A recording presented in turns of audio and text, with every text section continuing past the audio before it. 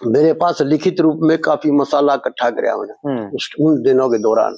शर्मा जी बोले कि लिख ले आओ।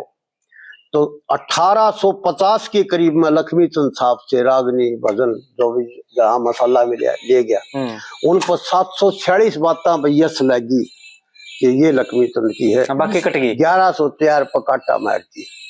अब नकली पना देखो कितना चल रहा है, कितना आज तो ये तो उस टाइम अच्छा शर्मा जी मैं कहना नहीं चाहता इस बात को कर, मेरा आदरणीय परिवार है, बहुत बढ़िया संस्कृति की, हमारे हरियाणा संस्कृति की शुरुआत वहीं से हुई, लेकिन उन्हीं के परिवार का कोई आदमी और वो उसकी बात ना और स्वीकार करके गाँव स्टेज के ऊपर फिर केक रहा है, फिर तो प्रमाणित होगी ना, मान लिया तो बहुत सी ऐसी बातें भी प्रमाणित होगी जो जिनको हमारे लक्ष्मी नारायण वस्ती मना करते हैं कि ये लक्ष्मी चंद की नहीं है। मंच पर गाई जी। हाँ, आज मंच के ऊपर खूब सिक्के गाई जा रही है। तो क्या मतलब सुन बात क्या तू कह इस बात का?